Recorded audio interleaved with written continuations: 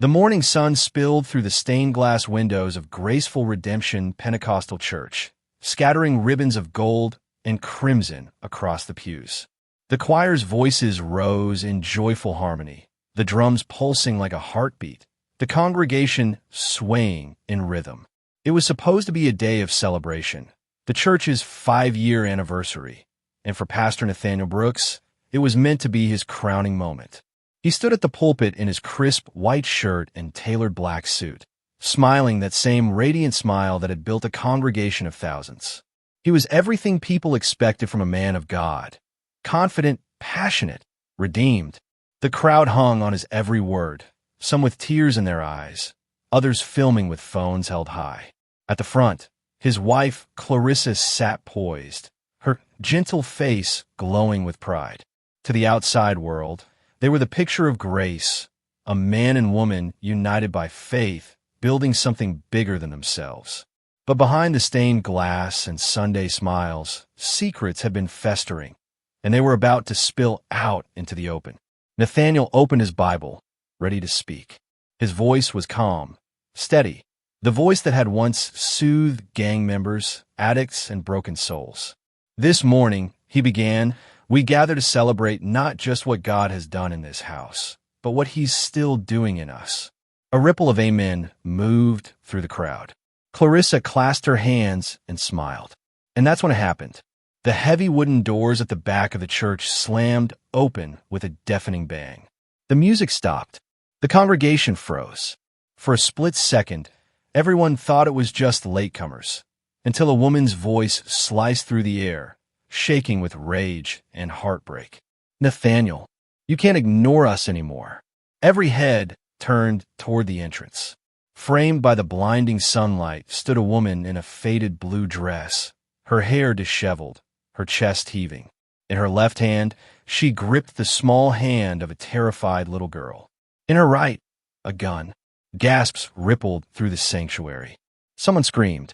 Others ducked instinctively behind the pews. But Nathaniel didn't move. His body stiffened, his face drained of color. He knew that voice. Tanya Lewis, the woman he thought he had left behind. The woman who had once whispered prayers with him in the dark. The mother of the daughter no one in this church knew existed. Please, Nathaniel stammered, stepping down from the pulpit. His voice trembled for the first time in years. Tanya, you don't have to do this. Oh, I do, she snapped, her voice breaking. You built this perfect little life, standing up here talking about redemption, while hiding us. You had your own child. The congregation gasped again. Clarissa stood frozen, her mind struggling to process what she was hearing. Her husband's secret life, the words she once dismissed as gossip, suddenly felt horrifyingly real. Nathaniel's eyes darted between Tanya and the little girl. Chloe, his daughter, the one he had only ever seen in private moments, far from curious eyes. The girl now clutching her mother's skirt, wide-eyed and trembling. Tanya, he whispered, please think of her. Put the gun down. Let's talk. Talk? She laughed bitterly, raising the weapon higher. You've been talking for years. Promises, lies, excuses. You're not the man you pretend to be, Pastor. The last word came out like venom. Clarissa took an instinctive step forward, her voice shaking. Ma'am, please. Stay where you are. Tanya screamed, swinging the gun toward her. Clarissa froze. The air grew heavy, charged with terror and disbelief. Nathaniel's voice cracked as he shouted, Tanya, look at me. Not her. If you need to blame someone, blame me. For one heartbeat, silence filled the church. The only sound was Chloe's sobs echoing through the hall. Then 3 sharp cracks split the air. The shots rang out, deafening inside the stone walls. Nathaniel staggered backward, his white shirt blooming with red. Clarissa screamed as he fell to his knees, his Bible tumbling from his hand and skidding across the floor. The sanctuary erupted into chaos, people diving under pews, children crying, someone yelling for an ambulance. Tanya stood frozen, her chest heaving, the gun slipping from her trembling fingers. I just wanted you to love us, she whispered. Nathaniel collapsed against the altar steps, his eyes glazed but still searching for the woman who had pulled the trigger. Clarissa was already beside him, pressing her hands against his chest, her tears mixing with his blood. "Stay with me, Nathaniel," she pleaded. "Don't you dare leave me now." His lips moved, forming words no one could quite hear. Maybe a prayer, maybe an apology. And then his eyes rolled back as sirens wailed in the distance. That morning, the church that preached redemption became the stage for ruin. And as paramedics rushed through those same heavy doors, the question that would haunt everyone for years echoed in every broken heart inside that sanctuary. How could a man who preached salvation fall so far from grace? Long before the world called him Pastor Nathaniel Brooks, he was just Nate, a skinny kid from the south side of Atlanta with a short fuse and no direction. He grew up surrounded by sirens and cracked pavement, in a neighborhood where survival was the only kind of faith most people knew. His mother worked double shifts at a laundromat. His father? Just another ghost swallowed by addiction. By 14, Nate was running with a crew that lived by two rules: make money and never back down. He stole, he fought, and he lied his way through adolescence. Teachers said he was smart but angry at the world. They were half right. He wasn't angry. He was lost. The only person who ever looked at him and saw more was Mama Liza, his grandmother. A woman of iron and prayer, with hands rough from cleaning houses but eyes that burned with belief. Every Sunday, she'd march him to a tiny wooden church on Peachtree and 9th, where ceiling fans hummed and voices rose like thunder. "Nate," she'd whisper, clutching his hand during the sermon, "the Lord's got plans for you. You just need to open your ears and stop running from him." But Nate didn't listen. He'd sit in the back pew, smirking, waiting for service to end so he could bolt back to the streets. He thought God was a fairy tale, something old folks used to make sense of their pain. Until the night, everything changed. It happened outside a corner store on a humid summer evening. Nate and his best friend Arnell were leaning against a wall, trading jokes and dreams about cars they'd never afford. Then came the screech of tires, the flash of a gun, and the sound of bullets splitting the air. When it was over, Darnell lay bleeding on the pavement, his life leaking out between Nate's shaking hands. The smell of iron and asphalt burned his nose. The world went silent, except for the sound of his own heartbeat and Darnell whispering, "Don't let me die, bro." But he did. And as Nate knelt there, tears mixing with his friend's blood, something cracked open inside him, a space where denial used to live. He didn't see the gunman run, didn't hear the cops shouting. All he remembered later was looking up at the dark sky and whispering for the first time in his life, "If you're real, God, show me what to do." The next Sunday, Nate walked into church alone. No grandmother dragging him. No friends laughing outside. Just a boy who'd finally run out of places to hide. He sat in the back pew, the same one where he used to mock the preacher. And as the pastor spoke about redemption and second chances, Nate wept quietly, his chest shaking with every word. From that day forward, the streets lost their grip on him. He started attending Bible study. At first, he barely spoke, too ashamed of who he'd been. But then, something changed. He realized that his pain gave him a voice others could understand. Within months, he was helping at youth meetings, talking to kids who reminded him of himself, angry, fatherless, searching for something. They listened to him because he didn't preach at them. He spoke to them. "You think you've gone too far?" he'd say. "So did I. But grace can find you anywhere, even in the dirt." By 25, Nate was known across the local community as the street preacher. His raw honesty and charisma drew crowds in parking lots and basketball courts. At 30, he graduated from seminary, the first in his family to ever finish college. People said it was a miracle. Nate said it was mercy. Then came his greatest act of faith, founding his own church, Graceful Redemption Pentecostal. It started small, in a rented storefront between a pawn shop and a barber. Folding chairs, borrowed speakers, the smell of burnt coffee. But the people came, dozens then hundreds. Men in suits sat beside ex-cons with ankle monitors. Women who'd lost hope lifted their hands again. Because when Nate spoke, they believed him. He didn't use fancy theology. He spoke about pain, forgiveness, and the God who pulled him off the streets. His voice would tremble when he said, "If he can save me, he can save anyone." Within 5 years, Graceful Redemption had its own building, white stone walls, stained glass windows, cameras for live streams. The same boy who once ran from cops now led city councils in prayer. His face appeared on local radio shows, billboards, and faith magazines. But success has a way of whispering lies. People began calling him Reverend Brooks, Atlanta's shepherd. They said he had the anointing of a prophet. And deep down, Nate started to believe it. He told himself that every decision he made, every risk, every compromise, was for the greater good of the ministry. That God wanted him to expand, to be seen, to inspire. But in chasing perfection, he stopped noticing the cracks forming beneath him. Because the thing about grace is, it saves you, yes, but it also tests you. And soon, Pastor Nathaniel Brooks would learn that redemption built on secrets never stands for long. Before the fall, before the altar and the gunfire, there was Tanya Lewis, the woman Nathaniel Brooks was never supposed to love.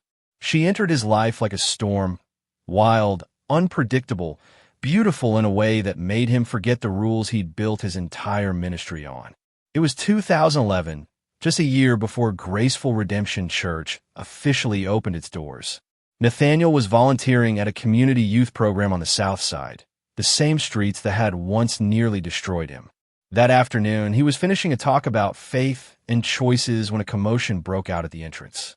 A woman in a denim jacket was arguing with a volunteer.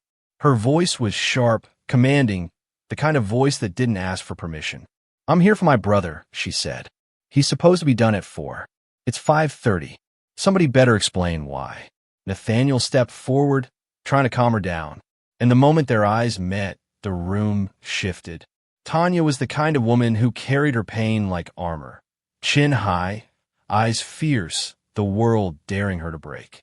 "Your brother's safe," Nathaniel said gently. "He's just finishing a lesson. I can walk you back if you'd like." Her glare softened, just a little. "You one of those church people?" He smiled. "Guilty as charged." Tanya rolled her eyes but followed. By the time they reached the classroom, her anger had faded into exhaustion. Nathaniel saw something beneath the attitude, a woman barely holding herself together.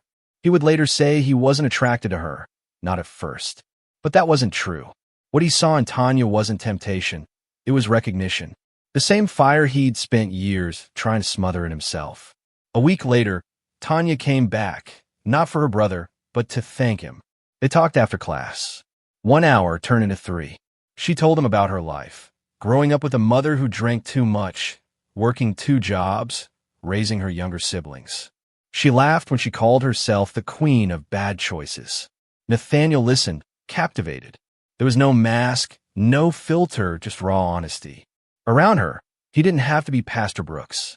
He could just be Nate again, the boy from the streets who was still trying to believe he was good enough for grace. Their connection grew quickly, dangerously.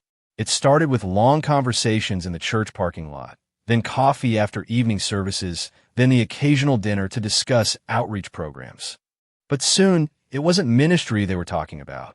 It was loneliness, regret, the ache of being needed by everyone, but truly known by no one. One night, after a charity event, Tanya showed up at his apartment.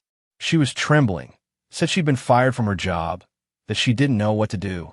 Nathaniel told himself he was only comforting her, that it was what a man of God should do. But the moment he touched her hand, that fragile line between compassion and desire dissolved completely. For a while, they lived in their own private heaven, or what felt like one. They laughed, they prayed together, they whispered plans they both knew would never come true. But storms don't last long. Tanya had a temper that could scorch the earth. She'd show up unannounced, question his meetings, accuse him of hiding her, which in truth he was. Nathaniel tried to manage the chaos with charm and promises. He told her, when the church is ready, when the timing's right. But deep down, he knew there would never be a right time. Then, one late night, after a fight that shook the walls, Tanya stormed out. Nathaniel didn't see her again for 2 days, until a nurse called from Grady Memorial Hospital. She'd been in a car accident.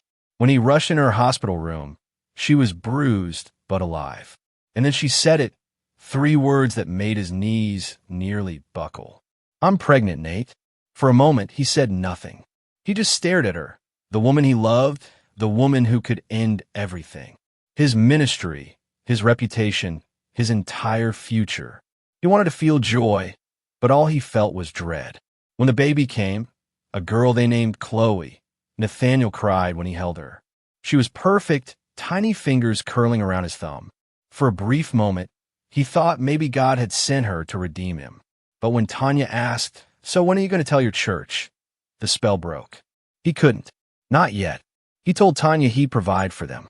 He'd pay for everything. But they couldn't be public. Not while his church was still growing. At first, she agreed. Then months turned into years. The checks came regularly, but the visits became fewer. Nathaniel was building a ministry that would make him famous. Tanya was raising a daughter who would never know her father's name in public. By the time Graceful Redemption opened its new building, the one with the tall white steeple and the sign that read, "Faith restores all things," Tanya's patience had worn to dust. Every sermon he gave about truth and redemption only deepened her rage. Because she knew the man preaching about light still lived in the shadows. And though Nathaniel didn't know it yet, the woman he once saved would one day be the one to destroy him. When Clarissa Green first met Pastor Nathaniel Brooks, she thought he was everything she had prayed for. It was 2014. Graceful Redemption Church had just expanded to a new building, and Nathaniel's face was everywhere. Flyers, billboards, radio interviews. He was Atlanta's rising preacher, a man whose voice could move a crowd and whose story could move a mountain. Clarissa was a woman of quiet faith, a high school literature teacher, known for her gentle smile and habit of bringing homemade pies to church events. She'd spent years caring for her ill mother and believed marriage wasn't in God's plan for her. But that changed the day she heard Nathaniel preach. He spoke about brokenness, not as something to hide, but something to be redeemed. God doesn't throw away the shattered pieces, he said. He uses them to build something new. Those words stayed with her. After service, she waited in line just to shake his hand. Nathaniel greeted everyone the same way, warm, sincere, eyes locked as if the world disappeared.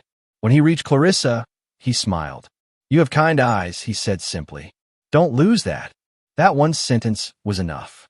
Over the next few months, Clarissa began volunteering at Graceful Redemption. She organized food drives, literacy programs, and community nights. Nathaniel noticed her dedication, how she never sought attention, how her faith wasn't loud but steady. Their connection was slow, almost old-fashioned. He'd walk her to her car after meetings. She'd bring him homemade peach cobbler just because. Congregants whispered that the pastor had finally found his match, a woman as graceful as the church he'd built. But behind Nathaniel's smile was turmoil. Every time Clarissa laughed, he saw Tanya's shadow. Every time Clarissa spoke about truth and honesty, guilt tightened around his throat. He told himself that God was giving him a second chance, that this was the life he was supposed to have. He just had to keep his past buried. Their courtship became the talk of the congregation. When Nathaniel proposed on Easter Sunday, the church erupted in cheers. The local news even covered the faith-filled love story of Atlanta's favorite pastor. The wedding was grand but tasteful. White Lily's gospel choir, a televised broadcast for those who couldn't attend. Nathaniel stood tall at the altar, his voice steady as he vowed to love, honor, and cherish. Clarissa's tears sparkled under the stained glass light. As they walked out hand in hand, the crowd chanted, "Blessed union! Blessed union!" But somewhere in the back of his mind, Nathaniel imagined another woman watching. He wasn't wrong.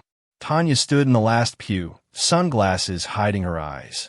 She didn't cry. She just watched, jaw tight, one hand clutching the small cross necklace Nathaniel once gave her. When the newlyweds kissed, Tanya turned and walked out. Married life suited Clarissa. She poured her heart into the church, leading Bible study, counseling young couples, decorating the nursery. She believed she and Nathaniel were building something pure. To her, their marriage was proof that faith could rewrite any story. Nathaniel tried to believe it too. He filled their home with flowers, prayers, and laughter. But at night, when Clarissa fell asleep, he'd sit alone in his office, scrolling through old photos. Tanya holding baby Chloe, their smiles faintly blurred by time. He missed his daughter, but guilt kept him silent. Every Sunday, he'd preach about forgiveness. Every Monday, he'd mail another check to Tanya's address under a fake charity name. Clarissa began to notice his absences, late-night counseling sessions, mysterious phone calls, a certain distance in his eyes. When she asked, he'd kiss her forehead and say, "The Lord's work never sleeps." She wanted to believe him. She did believe him, until one afternoon, she overheard him on the phone in his office, voice trembling, saying words no husband should say to another woman. "I told you, I can't see you anymore. Please, Tanya, don't do this to me." Clarissa froze in the hallway, her heart pounding. The tone of his voice, pleading, desperate, told her everything. She didn't confront him that day.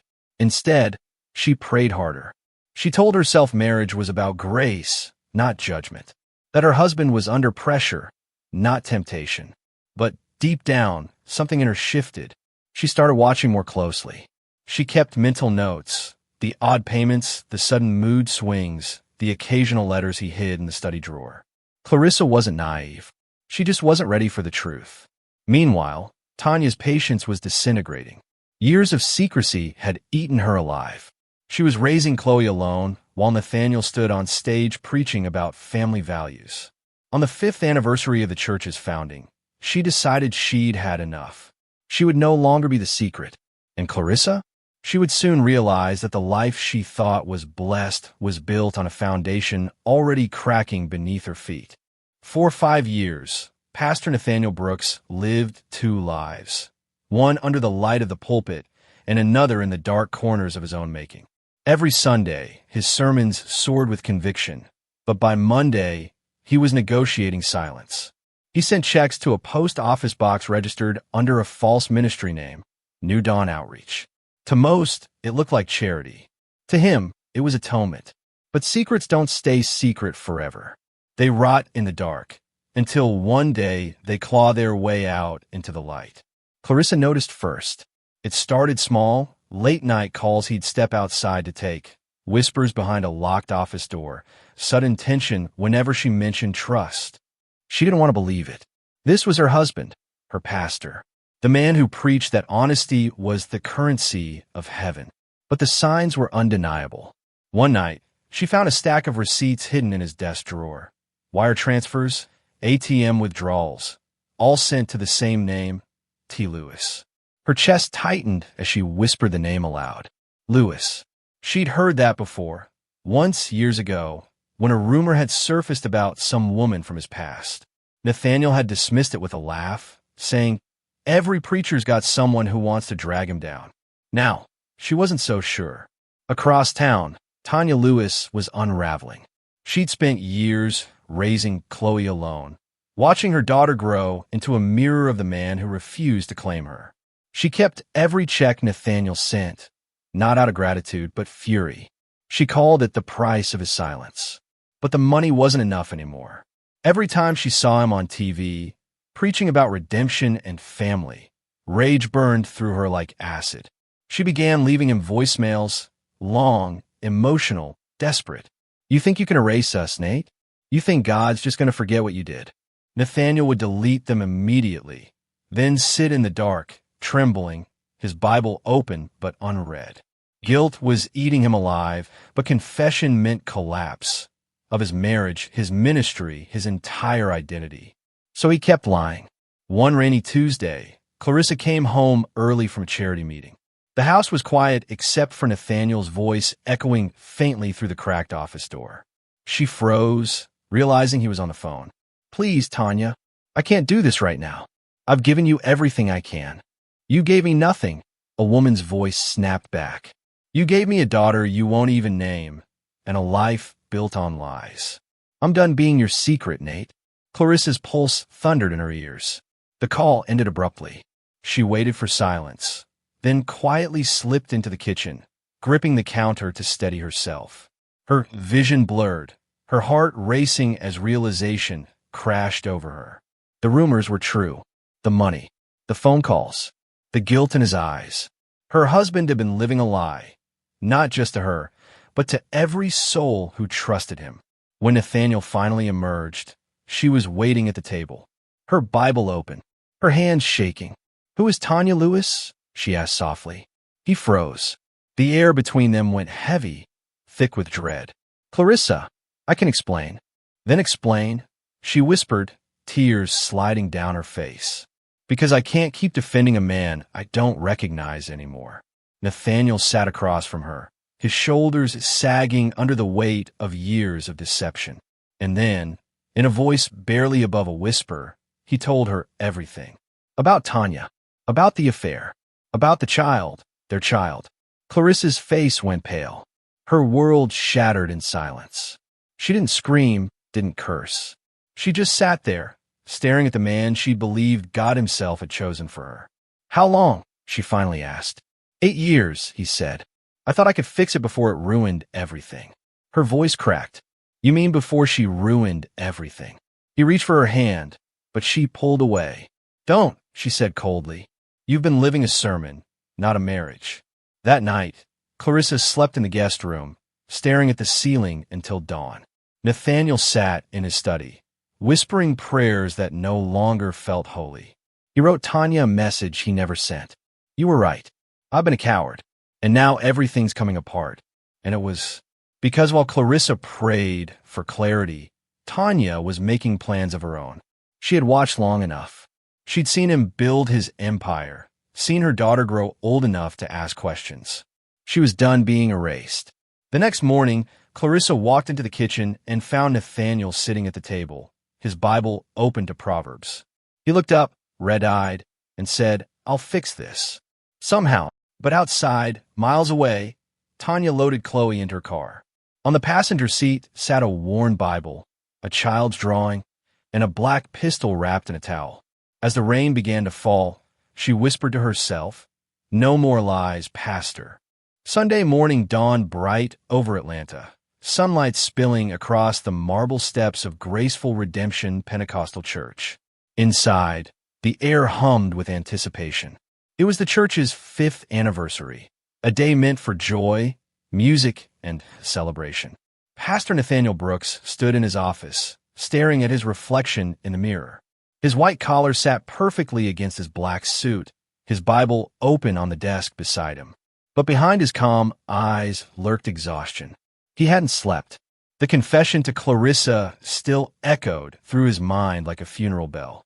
She was silent beside him now, dressed in soft blue, her face composed but distant. When their eyes met in the mirror, neither spoke. There was too much truth between them. "Ready?" he finally asked. Clarissa nodded faintly. "Let's get through today." Those 5 words would haunt him for the rest of his life. By mid-morning, the sanctuary was full. Cameras flashed. The choir swayed.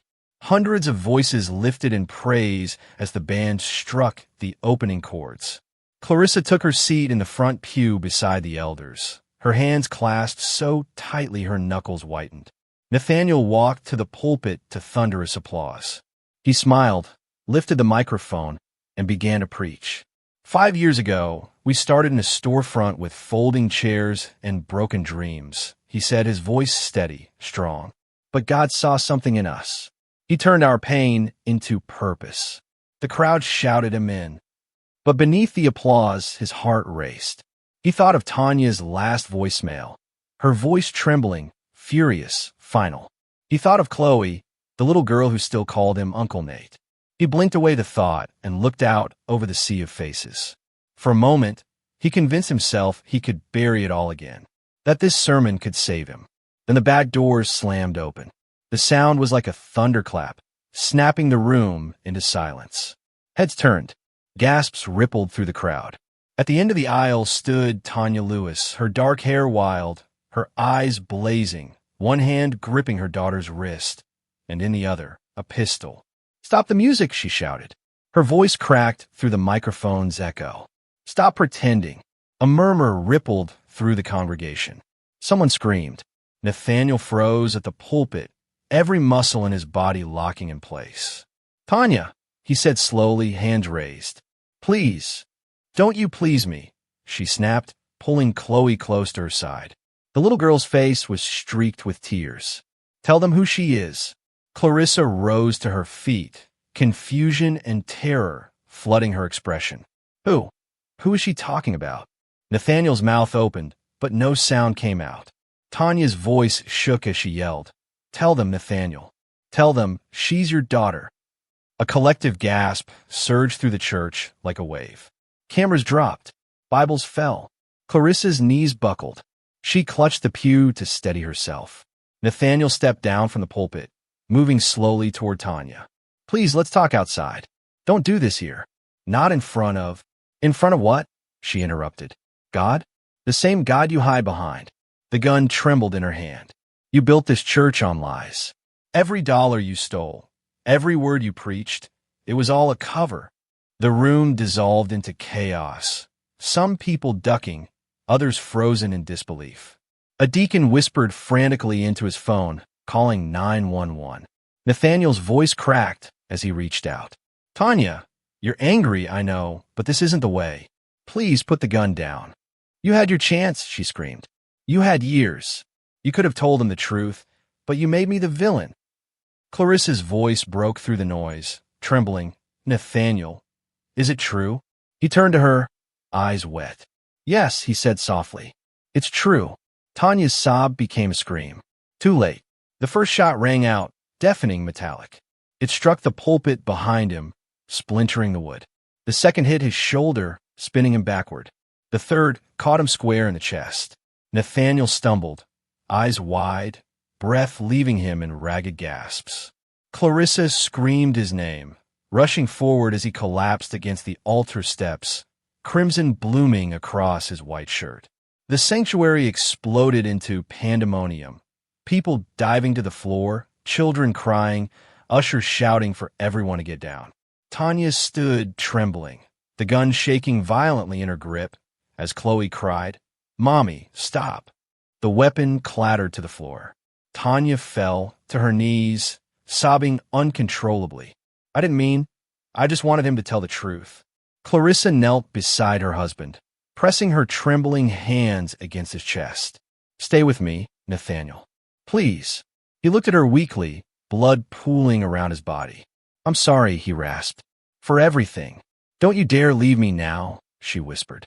Sirens wailed in the distance. The choir robes were stained with blood. Somewhere, Chloe cried as officers dragged Tanya away, her screams echoing down the hallway. As paramedics burst through the doors, the cross above the altar caught the sunlight, the blood below it glowing like fire. And in that moment, the church that had been built on grace became a crime scene. The shooting at Graceful Redemption Pentecostal Church made national headlines within hours. Footage from frightened parishioners' phones flooded the internet. Screams, chaos, and the shocking image of Pastor Nathaniel Brooks collapsing in a pool of blood. The man once hailed as Atlanta's shepherd of hope was suddenly the centerpiece of scandal, sin, and betrayal. When the paramedics rushed him to Grady Memorial Hospital, he was barely breathing. 2 bullets had missed his heart by inches. The surgeons worked through the night. By dawn, he was alive, but the man who opened his eyes wasn't the same one who had stood at that pulpit. Clarissa sat by his bedside, her hands clasped around a rosary. She hadn't left since they wheeled him out of surgery. The white hospital light washed the color from his face, making him look more like a ghost than the man she'd married. When he finally stirred, the first words out of his mouth weren't her name. They were, "Is Tanya alive?" The question cut her like glass. "Yes," she whispered. "She's in custody." He nodded weakly, tears sliding down the sides of his face. "And Chloe?" "She's with Child Services," Clarissa said. Her voice softened, almost breaking. "Don't you dare ask me why." Nathaniel turned away, staring at the ceiling, as if searching for a god who'd gone silent. By the next week, reporters camped outside the hospital. The story wasn't just about the shooting anymore. It was about hypocrisy. Investigators discovered the shell companies, the secret payments, and the quiet flow of church funds into Tanya Lewis's accounts. Headlines blared. Pastor's secret child and affair spark church scandal. Graceful redemption or dirty deception. Members left the church in droves. Donations stopped. Lawsuits were filed. From her hospital chair, Clarissa watched the empire they built together crumble piece by piece. A month later, the FBI's Financial Crimes Unit subpoenaed Nathaniel's church records. He was charged with embezzlement, wire fraud, and misuse of charitable funds. His attorney tried to paint it as acts of misguided generosity, but the evidence was clear. He had funneled over $180,000 from the church's outreach budget to Tanya's accounts over 6 years. When the judge read the charges aloud, Nathaniel didn't argue. He just bowed his head and whispered, "Guilty." The courtroom fell silent. Even Tanya, brought in to testify, looked stunned. She'd expected anger. She got surrender. Tanya's own trial came next. The footage from the church left no room for doubt. Her defense argued temporary insanity, years of manipulation, psychological strain, postpartum depression. Clarissa attended every session, sitting in the back row. When Tanya took the stand, her voice cracked under the weight of it all. "I didn't mean to kill him," she said, sobbing. "I just wanted him to tell the truth, to stop lying to everyone, including me." He said God forgave him, but he never asked forgiveness from the people he hurt. Clarissa stared at her, expression unreadable. And then, quietly, she nodded. Because for the first time, Tanya wasn't wrong. Tanya was sentenced to 12 years in prison for attempted murder. Nathaniel, already serving a reduced sentence of 6 years in a federal facility, watched the verdict from his cell on a flickering TV screen. When the judge read the words "guilty," he whispered to no one in particular, "We both were." Back in Atlanta, Clarissa returned to the shattered remains of Graceful Redemption Church. The sanctuary was still stained from that day. Blood on the altar, bullet holes patched, but visible if you knew where to look. The elders offered to shut it down, sell the property, erase the scandal. But Clarissa refused. She stood at the pulpit one Sunday morning, sunlight pouring through the same stained glass window that had once witnessed tragedy. Only a handful of people came, mostly women, mostly broken in their own ways. She looked at them and said softly, "You can burn down a church, but you can't kill truth. Not if someone's willing to rebuild it." That day, she renamed it Hope Restoration Community Center. It wasn't about Nathaniel anymore. It wasn't about sin or salvation. It was about healing, about building something honest from the ashes.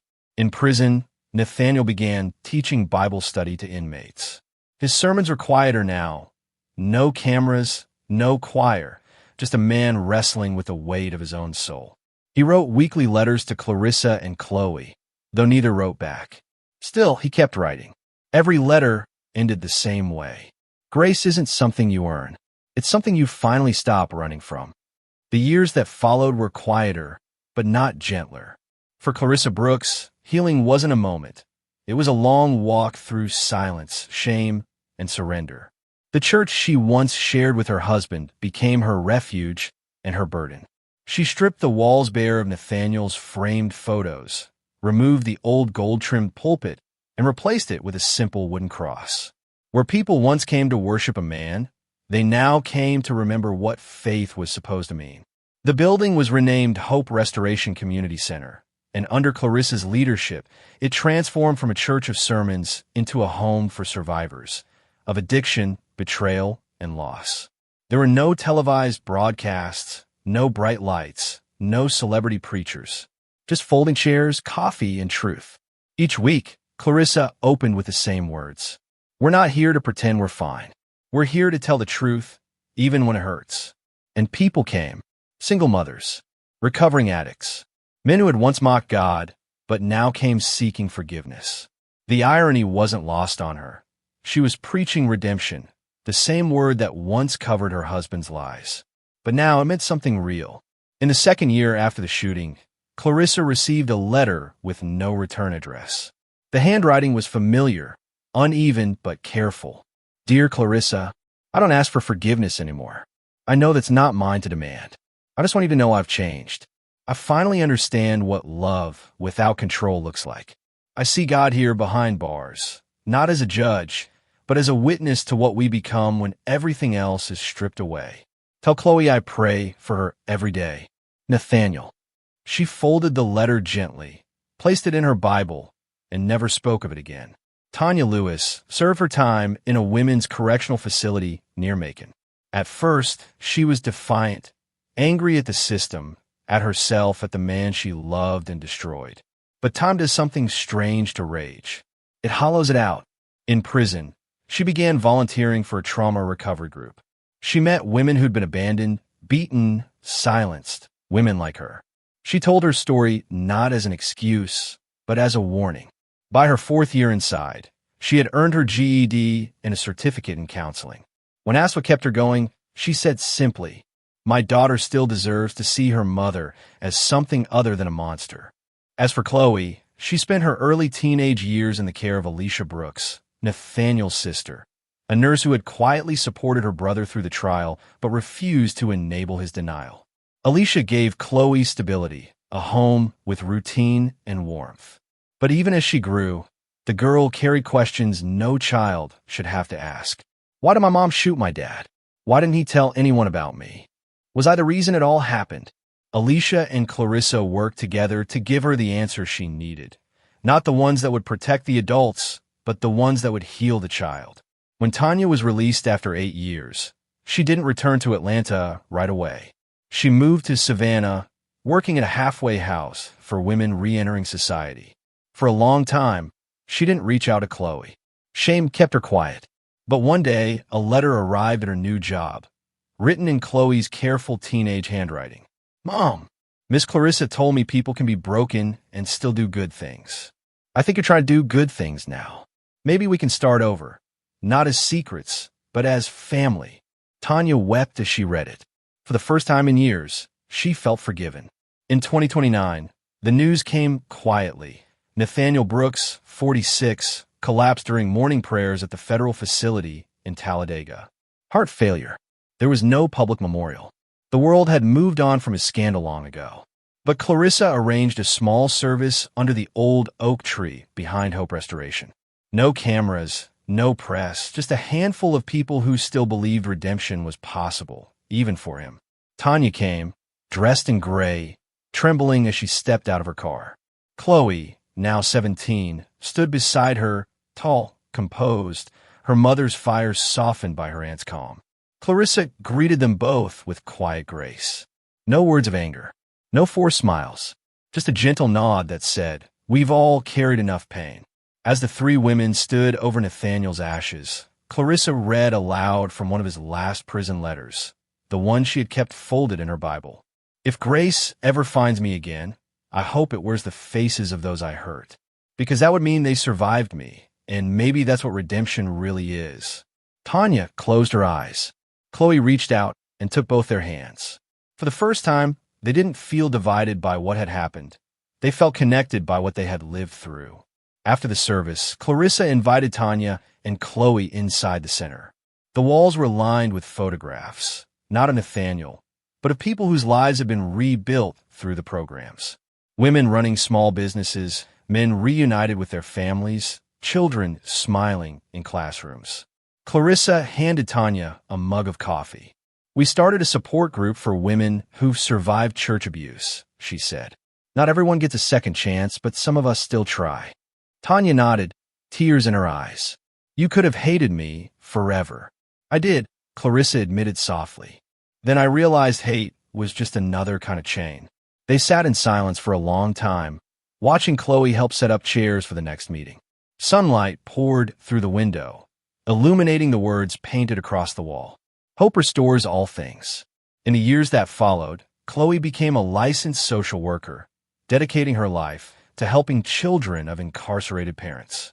Tanya continued her work, mentoring women rebuilding after prison.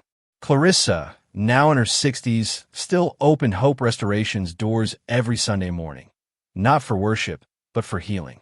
And sometimes, when a light hit the glass just right, the faint reflection of the old stained glass cross would shimmer across the wall, a reminder of the man whose sins had broken them, and whose fall had somehow brought them all here. 3 women, 1 truth, and a legacy born not of perfection, but of survival.